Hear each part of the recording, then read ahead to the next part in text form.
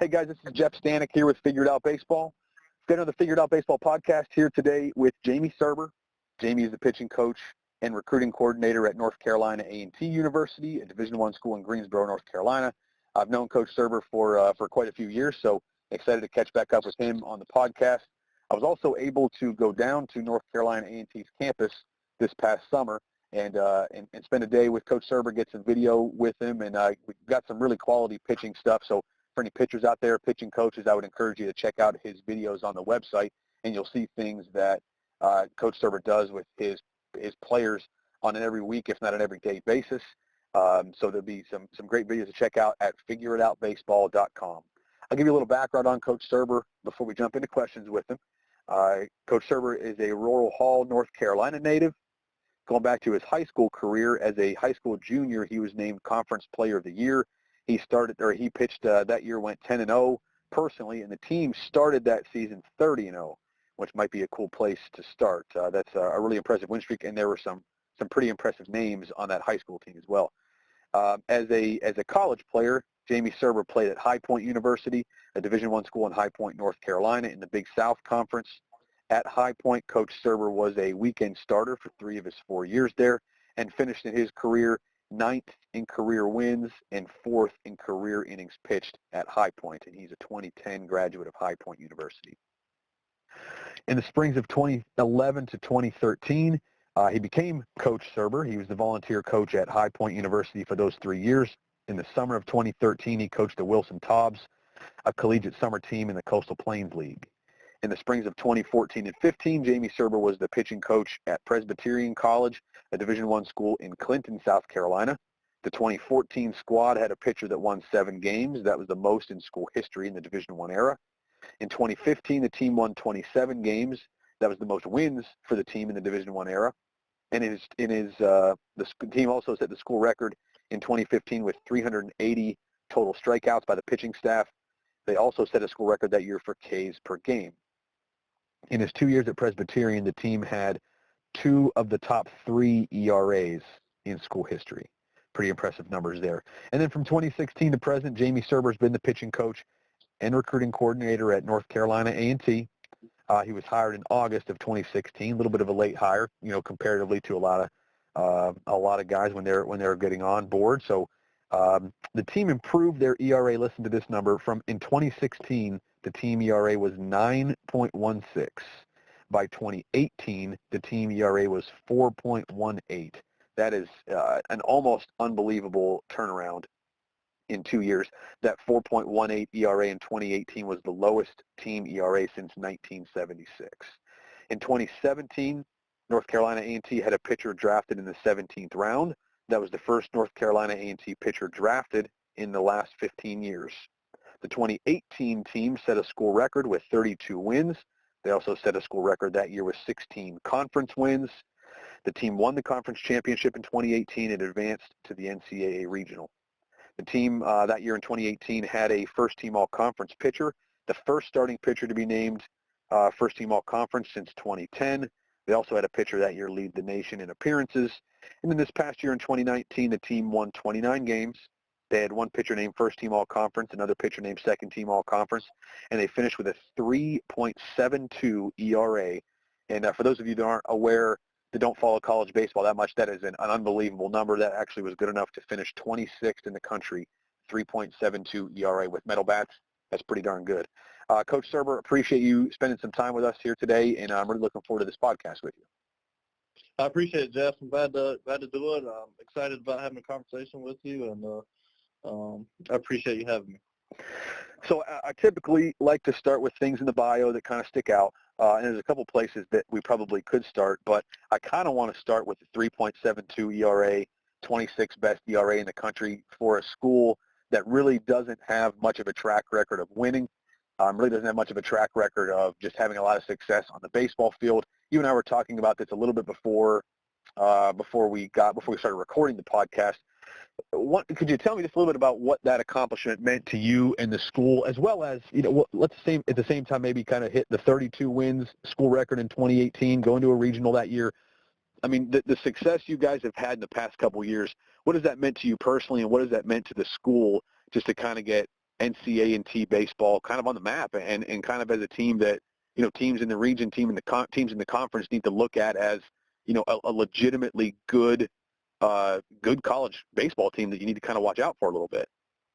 Yeah. It's, I mean, the biggest thing, it starts with the culture, and, working with Coach Hall and our Coach Stephen Jordan, who does our catchers. Coach Hall does the hitting. He's the head coach, and I'm the pitching coach and recruiting coordinator. I mean, it just starts with the culture on the staff. We all get along as coaches and try to find the right players to buy in and, work hard. And, we had to get better players in for sure from our first year in 2016. We pitched a 9.16, I think it was, and we only had 9 pitchers.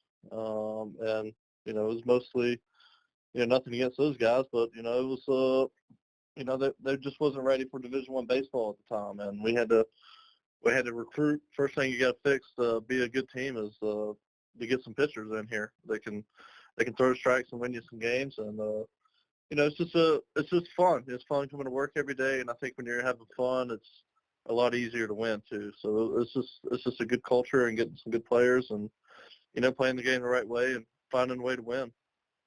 It's just the way it is really here.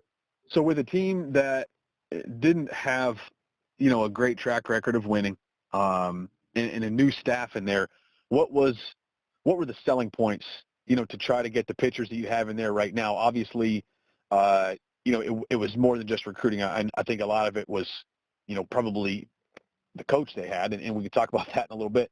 But what were the selling points to try to get some better arms in there? What were you telling guys on the phone to make this an attractive offer for them? Well, a good thing about North Carolina A&T is we're a state-funded school, so it's relatively inexpensive for an in-state North Carolina kid to come to school. So we tried to get good high school kids. They didn't have a whole lot of players from North Carolina on the team when we first got here, which was very puzzling. So we try and get their in-state high school players, and then we get some JUCO players from out of state, and we had a lot of money. We had a lot of money to get players on scholarship, so that was a blessing for us. And money talks, and usually the junior college kids want an opportunity to play somewhere, and they want a scholarship. And the high school kids, I think, once we started uncovering stones and stuff like that, and I'm from North Carolina, I played, my career not far away from Greensboro, and I coached there for a few years, so I had some prior relationships, and this is where I'm from. So we had to recruit our home turf. We had to protect that a little bit more than that was done in the past. North Carolina is one of those schools. There's a lot of really good high school baseball, but there are a lot of Division I teams as well. It's not an easy place to recruit necessarily. The way that I looked at it as a recruiting coordinator is there were states that were oversaturated in players, meaning there are more players than there were colleges. There are other states where it seems to be oversaturated with colleges. What's the number? How many Division I schools are in North Carolina? There's a bunch of them. I forget the number. Yeah, I think we have 19 Division I schools in North Carolina. I thought it was something like that. And it's tough to have enough players around, to fill the rosters of 19 players, which I'm assuming is probably part of the reason why the last staff went out of state a lot. So I want to talk about a little more because it's impressive to me the turnaround that you guys had and how quickly it happened, and you were able to get some of those in-state kids. And if you don't mind me kind of bringing this up, for those of you who aren't familiar with North Carolina A&T, it's a historically black college, but you guys have a very diverse roster, as far as ethnicity, background of players. What did you guys do a little bit differently, I guess, to get the in-state players that maybe were tough to get in the past, and draw some of these players away from, all the other Division I's around? Was there something specific just besides the money, or was it that? Was it the money was an opportunity to play? What was it that really you think allowed you guys to get some of the yeses that maybe the prior staffs hadn't been getting from those North Carolina high school kids? I think it was just, developing a relationship. I think you can develop a relationship with anybody, as long as you talk to them. Going to an HBCU is different for a lot of people. But I think once you get on campus, if you give it a chance, you can feel more comfortable. And if you're if you're not familiar with the HBCU or never been on campus, you come and check it out, and you decide whether this is for you or this is not for you, no matter what your background is. I mean, there's really no science to recruiting at HBCU. I mean, we have just as much luck recruiting a white kid as opposed to an African-American kid or a Latin kid. Like, it's just, you don't know if they want to go to an HBCU until you talk to them. Or, it just depends on where they're at comfortable-wise, or, it just depends on the person. It's different for each person, and, there's no rhyme or reason. There's no science behind it.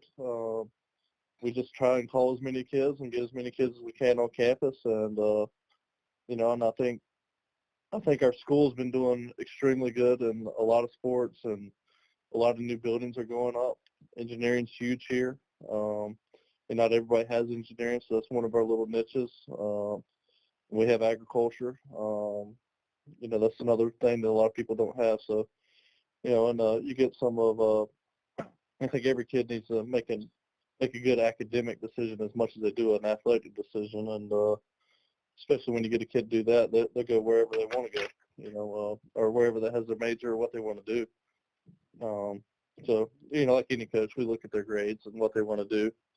And that can help us out in recruiting as well. Talk a little about the junior guys that you've been able to bring in. I've spent some time as a little bit of time as a high school coach, and obviously have talked to a lot of high school players over the years. And I think that junior college gets a bad rap in the high school circuit sometimes, especially in certain pockets of the country. I coach junior college ball in Iowa, and I'll tell you that kids in Iowa, like, they grow up wanting to go play junior college.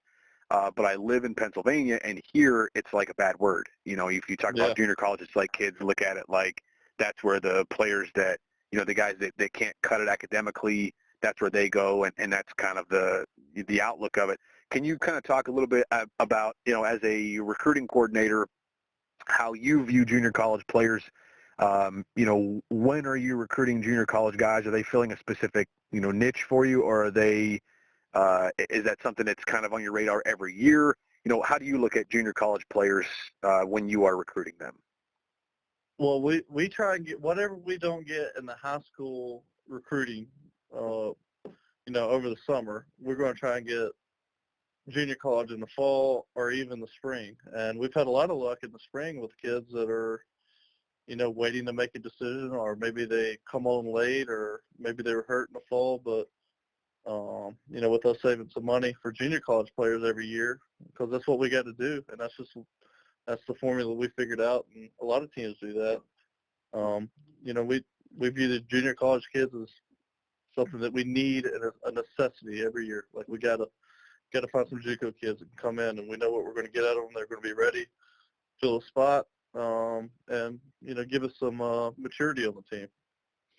So it's good. We try and go half and half usually around that area. Okay. So when you're recruiting a junior college player, you are looking for kids. You kind of said this, but you're looking for a kid who's ready to, what you're going to get from him, so he's kind of ready to step in.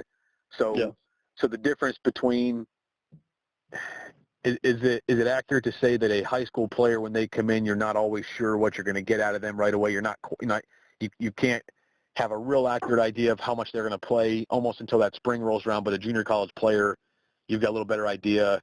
Yeah. And you can almost tell them, like, hey, you're going to step in and play right away. That's why we're recruiting you. Is that pretty accurate to say? Yeah, it's pretty accurate. I mean, you can get, we've recruited some very, very, very good high school players we're really excited about. And, if you're saying, hey, I got this high school kid coming in next year, and he's going to be ready to pitch on Fridays for me, and I'm going to bank on that. You're like, we just don't do that. You can't say that, because you never know how the kid's going to handle college life, academics, how he's going to be able to handle everything from the college game. There's a lot of different things you got to worry about, from strike zone maybe being a little bit smaller. Hitters are going to be a whole lot better.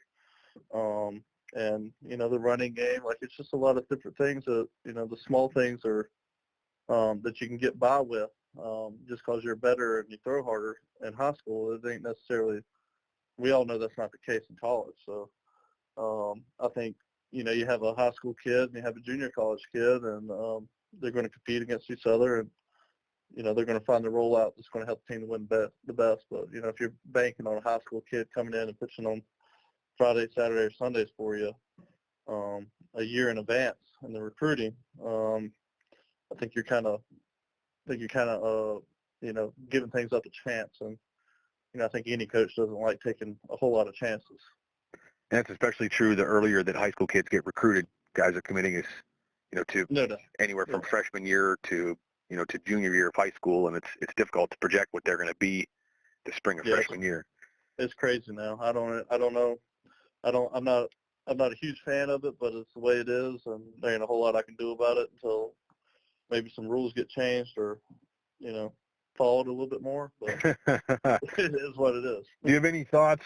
I'm sure you talk about this in your offices and in your circle of friends among coaches.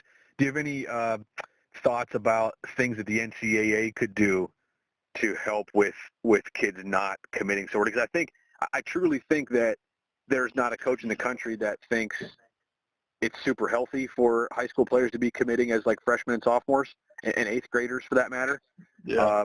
But it's almost a necessity for those big schools because like if you don't get that kid to commit, somebody else is going to. Right. Is there anything that you think the NCAA can do to try to prevent that or kind of right the ship there? I think if you had to sign a national letter of intent on the, as you commit, spot on, that would, I don't know if anybody would want to sign an eighth grader to an NLI, so I think if you did that, that would slow things down a little bit, because if the kid don't turn out to be as good as they thought it would, they're just going to let him go or, but at least tell me he doesn't have a scholarship anymore. Right. At least that would limit the number of guys that they can recruit potentially. Yeah, and I think total not no communication. I think right now you can talk to them as long as they're calling you and stuff like that, or whatever they got going on. But there's always seems like whatever rule we make, there's a way to snake around the rule. So I think if you had no contact maybe till your junior year, and then you could do official visits your junior year, which you can do now, and sign an NLI, as a junior, I think I wouldn't have any problem with that. I don't think it'd be a bad idea. I've heard that a couple times before, and it's hard to know exactly what to do, but I wish there was something to be done because it doesn't seem healthy for anybody really, and I think that what that creates, the early commitments, you get a lot of kids that it comes time to actually sign the piece of paper and they don't get the piece of paper because they've gotten worse, and then it kind of late a team sort of drops them or hurt, anything, right, or they get hurt, and it stinks. You grow up, you've been committed for 3 or 4 years before you even get to school. You've grown up, or you've grown up that being a fan of that school, and you went to football games for the last 3 or 4 years after you committed to them, and going to basketball games and watching it every time they play on TV, and then you get close to time to sign your name and make it official. They're like, we got to go in a different direction. It's kind of crushing, and then you'd never be a fan of that school, and your family wouldn't be a fan of that school anymore, and you feel like you've been treated dirty. But a lot of coaches get paid a lot of money, and they got to do what they got to do. Yeah, it's kind of the life, isn't it? Yeah. Let's go back to. I don't want to get too far off this before I forget about it. The turnaround that your pitchers have made, Jamie, at A&T has been unbelievable. It can't be all about recruiting. Yeah. Can you tell me a little bit about, I know you don't love to talk about yourself a whole lot, but tell me a little bit about what you are doing with your pitchers there to make kids better, to have sustained success. What are some of the keys for you as far as coaching a pitching staff up and making sure you get the best out of them and having the kind of success that you've been able to have? Well, I think, my first year here, we pitched at a 9.16. Like, that was third worst in the nation. And everything sucked that year. Food didn't taste good, and I didn't sleep good, and I wasn't probably fun to be around ever, but I think that was probably one of the best things that's ever happened to me in my coaching career, because I had to, kind of like your website is, figure it out. There's a lot of things that we had to do better. We didn't throw strikes. People hit 328 off of us. We didn't have a lot of strikeouts. We only won 13 games. Obviously not going to win games when you're pitching to 916. We didn't feel good. It ain't like, we didn't, do anything good enough to win. Obviously we only won 13 games. We got a lot of things to work on. So, at the end of the year, I was like, man, what do we need to work on? And it's like, obviously everything. Like, we work on everything, besides recruiting. But, my biggest thing that I thought we could do, no matter what kind of player we had, what kind of pitcher we had, we don't have a whole lot of guys throwing 95, 96 for us. Not that anybody does, but I was like, we need to throw strikes. If there's anything we can do, we can control, we can throw strikes. And we can be good at the running game. So that's really what we did. And we focused on that. The next year, we made a big improvement. I think we went to a 5 ERA, which I was happy with. And then we got better. We pitched at a 4.14, I think it was in 2018, and won the championship. And then we improved again in 2019 to a 3.72. So our biggest thing, we want to throw 3 pitches for strikes both sides of the plate. And we want to pitch off the plate when we want to. We want to pitch up in the zone when we want to. When we throw break balls in dirt. Like, we need to throw the ball wherever we want to throw at any time, any count, and that's what we got to do to be successful. 2-1 breaking balls, 3-1 changeups. Like, we need to master everything, top to bottom. I don't care how we're throwing. We need to do those things. And then, obviously we started doing those things. We started throwing harder. We started getting better players because we're winning and winning a regional, and then that changes everybody's perception of the program. You go from worst to first, and, you get better players, and, the biggest thing, the kids bought into it, and the players did a good job of making adjustments, throwing strikes. I mean, we get to more advanced things. Like, we don't just, throw strikes. That's the only thing we're going to talk about and worry about. But that's number one for us, for sure. But, I don't think a lot of kids need to worry about what their spin rate is if they're throwing it not where they want to, If you got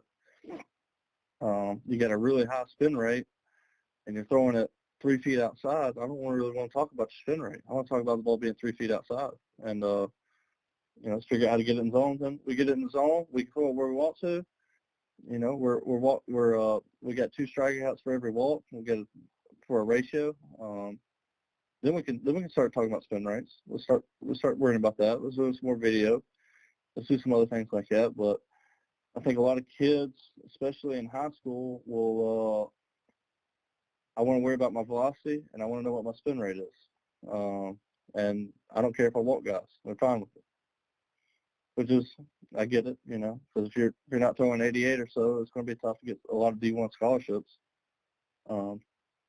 But that's just what we did, and I think that was our biggest thing we turned around is, we get our heads beat in one year, and that really helped us out. Take a look in the mirror and figure out what we need to do and start with the basic fundamentals, and it's just kind of took off from there.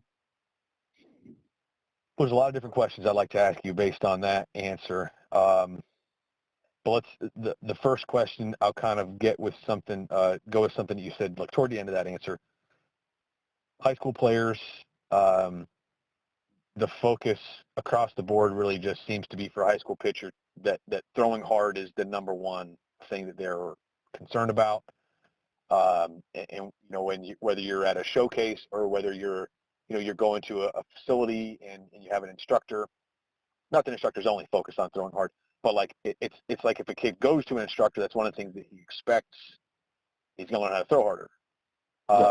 For you as a college pitching coach as well as the recruiting coordinator, do you think that is the right way to go about it in college? Because you're getting these guys on campus, and then it's like you're having to teach them how to throw the ball in the strike zone and throw it where they want it. Do you think it's right to have the focus in high school be velocity as opposed to sort of taking on the mentality that you have with your players, being able to throw 3 pitches for strikes and be able to command your pitches? Is there one or the other that you would prefer that was the focus for high school players? I really wish, early in their high school career, if you got 4 years to work with them, and you got an instructor or your high school coach is really working with you. If you're in ninth grade, let's start working on it, on throwing strikes and getting our mechanics right, and the little things right. And then by your senior year, let's start worrying about what the radar gun says. Well, what can we do to fix the radar gun, our readings, and whether it's on the field or in the weight room. But I wish that was a natural development. But a lot of people kind of wait to the last minute, and we're going to get on a weighted ball program my junior and senior year, and I'm just going to throw it as hard as I can. I'm not throwing as many strikes because obviously as you're gaining velocity, your mechanics are going to change a little bit.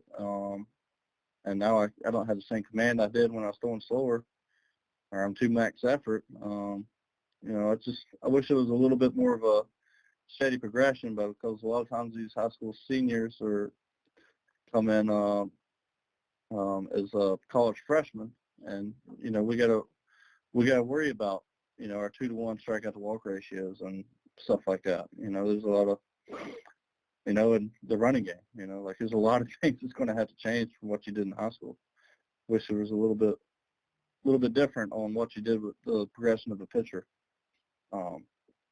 in high school. And I get it. I know they got limited time with their coaches, and they got to play different positions as well besides pitch. And what would you say to the coach out there, or even the kid that's listening to this, saying, well, Coach Serber, if I don't throw 88, that's a number that you mentioned earlier, if I don't throw 88, no one's going to look at me. So what's the point of throwing strikes if I don't throw 88? Like, what would you say to that kid? And I don't know if there's a good answer. I'm not saying there is, but I mean, what would you say to that kid or that coach that's out there? Because there's a lot of competition for those scholarships, and for a pitcher, it feels like sometimes, I mean, the one thing that really, really matters is velocity when you're recruiting. I mean, if you're sitting there with a radar gun and you don't see the numbers that you want, it kind of doesn't matter what else is happening, right? I mean, what would you say to the kid or the coach or the parent out there that feels that way, that's like, well, I'm focusing on velocity because if I don't have it, I'm not going to be able to play at the level that I want to? Yeah. Well, I think everybody is on a rush, and including college coaches and kids are in a rush to get that scholarship and commit so quickly. Like if I'm not throwing 85 by my junior year, I might not make it, or something like that. I think a lot of people need to realize you got a lot of time to work on things, and like right now, you got November, December time off from throwing. You got a great opportunity to get in the weight room and get stronger, and you got time, because I promise if you start hitting some numbers and you keep those same strike commands, somebody will find you late. We signed some guys late. I know I graduated high school at a different recruiting time that we're in now. I graduated high school in 2006, a long time ago, but I committed to go to High Point on a pretty good scholarship with like 4 games to go my senior year. with on one of the best teams in the state. So you got time. So I mean, in your honest opinion, do you think that right now, if a kid followed that kind of a plan that you're laying out, where as a freshman, sophomore especially, the focus was on just kind of getting the basic mechanics down, throw a lot of strikes, kind of command more than one pitch, and worry about velocity, like let the velocity come once your mechanics are in line. If a kid comes out as a senior in high school and nobody really knows about him, and he takes a pretty good jump between junior and senior year because he follows this plan you're laying out, and he comes out as a senior with pretty good velocity, and he's got those 3 pitches that he can throw for strikes in kind of any count, is anybody truly going to have any scholarship money left for that kid? And I don't just let's just talk about Division I. That's where you're at. Are any Division I schools going to have any scholarship money left for a high school player spring of senior year in high school? If you're an arm that D1 schools are going to think you're going to help us win games, they're going to find a way to get you money. They're going to find a way to get you money, to get you or do everything they can. If they want you and they see the good velocity, they see the good command, and you're going to be a difference maker, they're going to find it for you. That's just I think any coach is going to do that at any level. And if not, truly, I'm a huge advocate of junior college, which is why I kind of Yeah. want to get into it earlier. If not, you can go to junior college for even 1 year. If you're eligible to go to a Division I out of high school, you can Absolutely. go to junior college for 1 year and then be eligible to play Division I. And, how many times are you guys out, watching a junior college team and you see a freshman who's really freaking good and you're like, holy cow, where was this kid in high school? I mean, Yeah. right? That happens, I'm assuming, when you're out recruiting, right? Yeah, it happens all the time because, a lot of playing travel ball is pretty expensive. There might be a lot of kids out there that can't play travel ball and be in Atlanta for a week and hotel rooms for a week and doing all these other things. Like it's very, very pricey to play on the summer showcase of travel ball. So there's a lot of different routes. You got to figure out what works best for you. And for a lot of people, junior college is a route that could be a very good one for you. It might not be the route you want to take right now, but you could look back and be like, wow, I'm glad I did that. Save a little bit of money, go to a local or in-state community college, and you develop, and then you get a Division I scholarship and you get your degree. So it's might be a different route. Yeah, it's amazing how many kids start out that way and have such better offers leaving junior college than they ever had in high school. Yeah. Let's talk about that high school team a little bit that you were on. As a junior, it's hard to believe you didn't get any offers going 10-0 as a junior in high school, or at least not any offers that made you commit. That you may have had some offers. And your team that year started 30-0, and I read a little bit about who was on that team. And these may or may not be names that other people are familiar with, but tell me a little bit about that team and about the guys that were on that team and where they ended up going. It's an unbelievable story for a high school team. Yeah, it's kind of cool, and the biggest thing is we were all best friends, and we actually grew up playing AAU ball together when we was 12 years old. Dustin Ackley's dad and my dad actually coached that team. We won the national championship when we were 13. So that's pretty cool. And we're all from the same area, so we're all going to go to the same high school.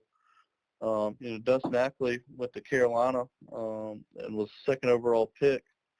And what was it? What might have been the 2012 draft, right behind Steven Strasburg. Steven Strasburg went 1-1. Yeah. Yeah, Strasburg went first overall. Ackley went second overall after an unbelievable career at Chapel Hill. I think his lowest batting average was .414 as a freshman. Pretty stupid. In the ACC. So the kid could hit a little bit, to say the least. So he was a pretty good guy to have hitting in the middle of our order. We had another kid named Addison Johnson who went to Clemson, who was actually probably the most talented player I've ever played with, ahead of Dustin Ackley in high school at the time. Addison couldn't stay healthy, unfortunately, at Clemson. But he started as a freshman at Clemson, played outfield for him. But he was very good. He could pitch. He was a lefty. He ran like a 6'6", 60 through 90, 91 on the mound, had a good curveball, could really play outfield and could really hit. Obviously, he was a left-handed pitcher throwing 90, 91 with a good curveball, but he was such a good outfielder and hitter. They made him a hitter, So, in coaching, if you have a left-hander throwing 90, 91 and he's good on the mound, he's probably going to be on the mound instead of play a position. That's right. But that's how good he was in the position. And then we had Wes Hobson, who went to App State. He got in the App State Hall of Fame. I think he hit 400 as a junior or senior. A very good player. Stephon Morris, he went to Gardner-Webb. Had a good career.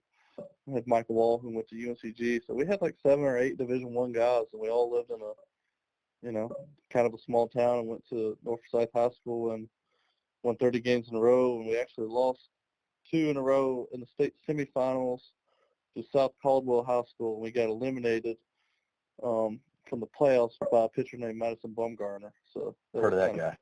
If you're going to lose with a really good team like that, I guess probably one of the best World Series pitchers and clutch pitchers is the guy to lose to. Yeah, that guy's done that to several teams through his career. Yeah. That's unbelievable. I think I went to a little high school in central Pennsylvania, and I believe from the time I was a freshman until I was a senior, I would bet that only about 5 total people played in college. total. Well, So that's I can't even imagine being a team like yours. I probably wouldn't have played. I probably would have been on the bench until senior year. So. Yeah, it was fun, and I think the best thing about it, we're all really, really close friends, and we still talk on the regular basis. If you have a group of guys like that that's played with each other from 12 to college, and then we played against each other in college, so it's kind of cool. Let's go back me, Addison, and Wes Hobson are actually we all got babies. Our baby's on the way, so hopefully we can get that AAU team back together. Recreate that, man. Yes. I've thought about that with some of the other guys that I used to play with or coach with. Like, you have kids at the same time, and you think like something cool like that. There's actually some guys that I don't live close to, and we've just talked about, like, hey, let's send them all to the same college together, and, like, we'll go down to sit in the stands and be the old men or sit in the stands talking about the glory days and like that. So. Yeah, we got all boys so far, so hopefully nobody likes them. If I have a girl, then we would give them a pretty tough time. They can play softball down there. Yeah. I think softball games are at different times of the day. Still send them to the same school. I want to go back to your just coaching your own kids, your players there at A&T. The kind of the buzz on social media is that it's a lot easier to teach velocity than command. And command, sometimes people are like, well, you have it or you don't. I think people feel that way sometimes about spinning the ball either as well. Like, either you can spin it or you can't. It's not something you can teach. I've heard that a number of times through the years. How do you teach your kids to command the baseball? You have a team when you first got there that just had a difficult time throwing strikes, difficult time throwing the ball over the plate. And again, I know you probably recruited guys that you felt like could throw the ball over the plate more often. But do you think that command is something that you can teach? And if so, how do you go about doing that? Is it through drills? Is it just through certain repetitions? I mean, how do you teach command to players? I think there's a lot of simple drills that we do, and some of them are actually on your website. And those are kind of like our basic fundamentals. Like, this is something we're going to do, and our focus point is going to be able to throw it where we want to, and have the catcher set up inside and outside. So it's something that I think anybody can do if you have the right mindset, the right mentality. It might take you a lot longer than other guys, but if you stick your head to it, and I think we got a culture around us on our staff where they're bought into doing it, so they can kind of do things on their own on that side, where without me, standing over top of them, watching them every time. And I think that's another big thing that's been successful with our program is the players coach each other and, like, hey, no, you got to do it this way. Like, hey, make an adjustment or whatever. So I think anybody can do it, but you gotta have the right mindset. You gotta really, really want to do it, just like kind of anything else in life. If you really, really want to do something, you're gonna put your mind to it. You're gonna get it done.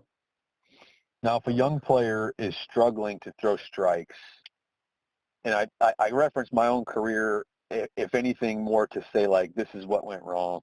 Typically, it's how I like to get into my own playing career. But as a high school player, I pitched. And I threw fairly hard, and I wanted to throw strikes, but I walked way, way too many guys. And I think a lot of it, I can pinpoint some things now. But if you have a kid that's listening to this that's a high school player, and he's got a good arm, he's got good stuff, but he just doesn't throw enough strikes. He wants to, but he's just not there. Do you think that is more about something with the mindset? And the mindset doesn't mean like just, okay, you just have to decide that you want to throw strikes. Is there something in the mindset that you think can fix that, or is it typically something mechanically, or is that kind of on a person-to-person basis? Like, if a kid's listening to this and he wants to fix it and he wants to throw more strikes, is it typically something in the mindset he can fix, or mechanics? That's probably a little bit of both. You could have the right mindset, really, really, really want to do it, but maybe you don't have confidence when you get on the rubber, or when you walk a guy, you get some negative thoughts in your mind. Obviously those are things that you got to overcome, and not let one mistake turn into 4 mistakes. Because 1 walk's a lot more manageable than 4 walks or whatever. So I mean, and it's something that you got to stick with for a long period of time. It's not something that, hey, I'm gonna put this in the microwave and it's going to be ready for me to go. It's not something like that. It's something that you got to work on for, maybe it takes you a year to really, really figure it out, or maybe it takes you 2 or 3 months to really, really figure it out. It's no different than like kind of like, I kind of explain it like, sometimes they get those elite 5-star quarterbacks at, Alabama or Clemson or something like that. And they know they're going to redshirt just to learn the offense or learn how to figure it out. Like, it's kind of what you got to do. I guess with pitching sometimes. Maybe you need a year to figure it out. Maybe you need a redshirt, or maybe you need to this is the one thing we're going to focus on for a whole year. And it's going to be throwing strikes. And then it's going to, maybe year 3, we're going to worry about our velocity and our different things like that. That is such a difficult mindset for a young kid to have, to think about, like, it's going to take me a year to get there, or I might have to redshirt for a year just to figure this one part out of my game. It's such a difficult mindset, not just for a kid, for anybody. I'm 34 years old, and it's difficult for me to think about, like, it's going to take me a year to get something done. What is the right mindset to be able to throw strikes? It's got to be more than just, hey, I'm going to go out and throw strikes today. What is the right mindset? Like, what should a guy's focus be for, maybe let's talk about, if we can, for a full outing, maybe for an inning, maybe for a batter, maybe pitch to pitch, where do you break it down? What is the right mindset for somebody that wants to be a strike thrower? I think you can't be afraid of contact. I think we want all our starting pitchers, and I think these guys have done an unbelievable job on this for the last 2 years. We haven't changed our starting rotation in 2 years. Once we said it at the beginning of the year, it hasn't changed in 2 years. We want to get a quality start, 3 runs or less. And I think it's a lot better. You got to think of it as a victory. It's better to get a guy to roll over in 2 pitches than it is to get strikeout in 5. Get a team deep in the game to have a chance to win. But I think you can't be afraid of contact for sure, because you're going to give up a hit here and there. And I think if we can eliminate balls in the air, we want to get the ball on the ground, obviously. We can get away from those extra base hits. So if you keep away from the extra base hits, you get a decent pickoff move, you can pick somebody off, or they're not going to steal. We've been lucky to have an extremely talented catcher for the last 3 years, Ron Stanley. Tough guy to run on. So they're going to get 3 singles to score you. That's going to be, you're going to win a lot of games that way if you don't give up any doubles. So,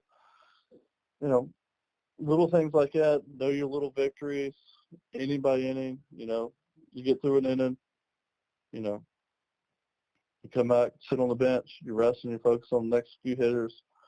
We try and talk about our scouting report a little bit, who's coming up, what we need to be afraid of, what we need to watch of. So, I think a lot of things you got to be competitive. You can't be afraid of contact.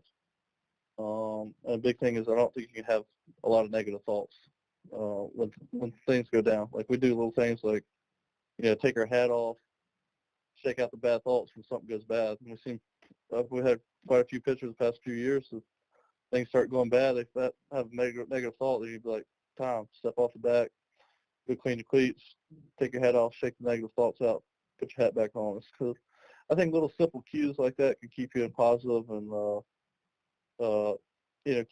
keep you in a better mindset of what's going on, instead of letting the game speed up on you, and then you get in quicksand and you don't know which way's up.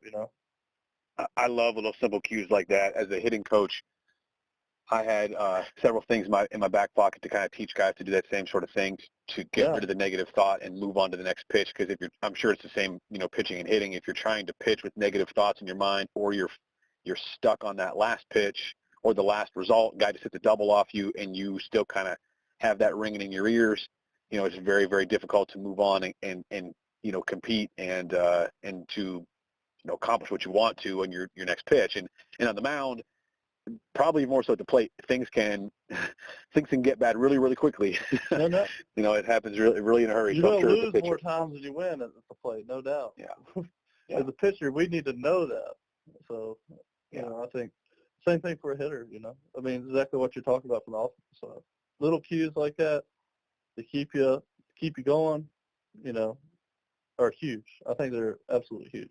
And even looking at the big leagues, just where, I'm sure a lot of people listening to this are more familiar, the best pitchers in the major leagues with the long careers are the guys that can stop the bleeding, right? They're not guys that give up a 6-run inning and like cruise through 5 innings and all of a sudden give up a 6 spot, they're guys that can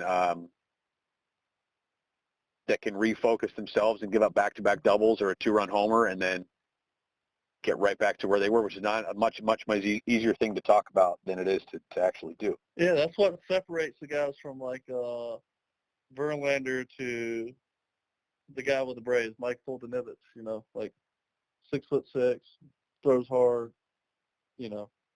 unbelievable stuff. And then you got Verlander, got similar stuff, maybe a little bit better command, but God knows how to wiggle a little bit, Verlander's a great story. I remember a couple of years ago he got hurt and he was like not quite the same when he came back, and you kind of thought, well, he's not going to be the same guy again. Yeah, everybody thought that.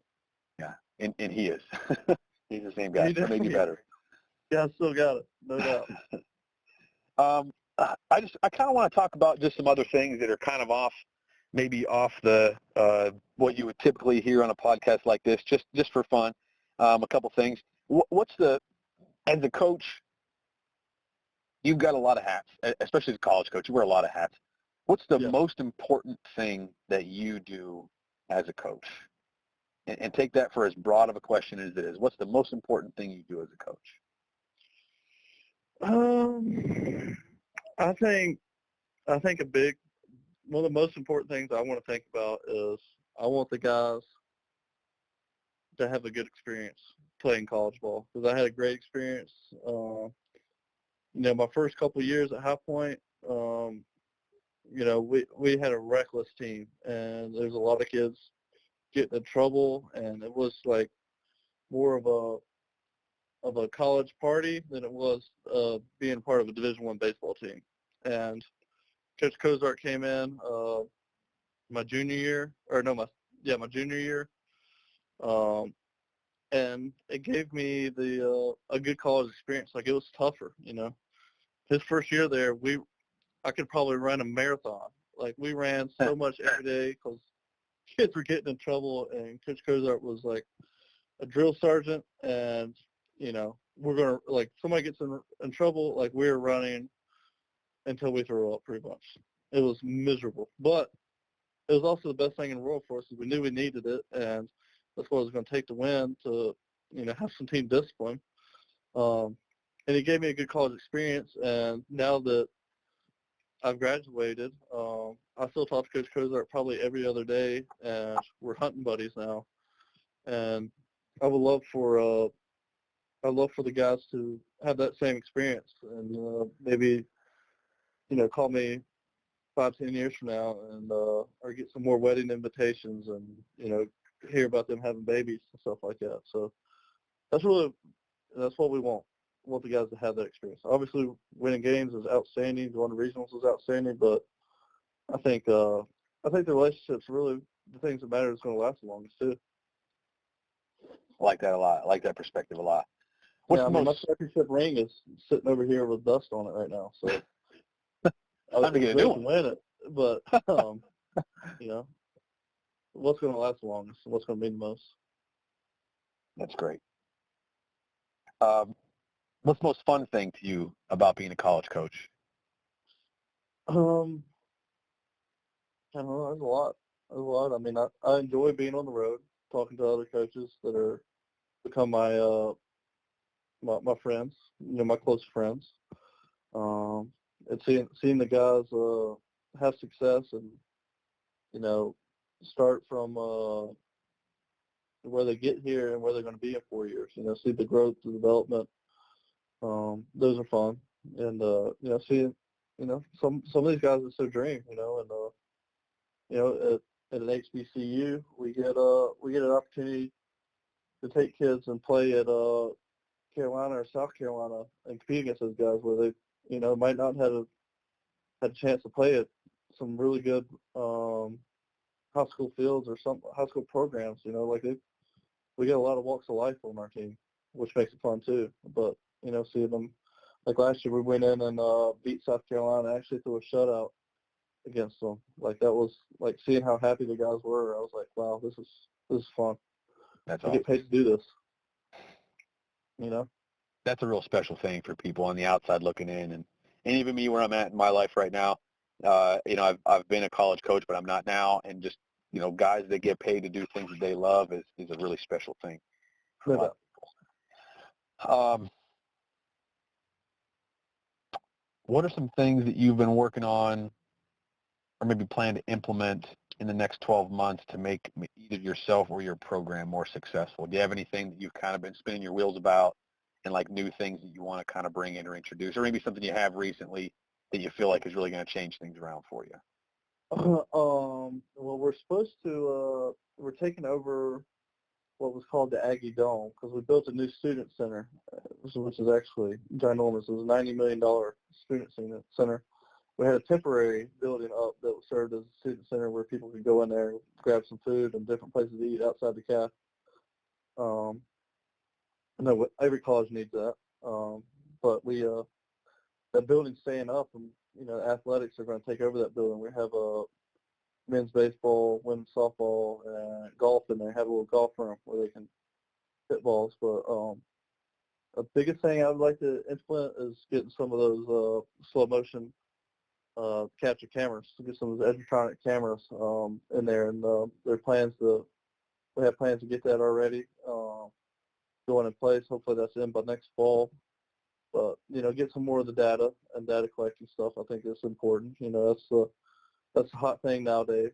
But obviously, we're not going to go data driven before we go throwing strikes driven, because I know it can get mixed up that way. But I'm excited about the cameras for sure. That's awesome. Is there anything you use right now? Do you use any kind of app or anything to try to get some slow motion that may not be as good as those cameras? But do you do anything like that for your players right now? Yeah, we just got the simple camcorders that we got, and put them on the computer and slow them down, or even using your iPhone could be pretty good. Get a decent iPhone, get the iPhone 11, it works solid, and you can just transfer it to your computer and whatnot. But you can find ways to get some things done. It might not be perfect, but you can figure it out.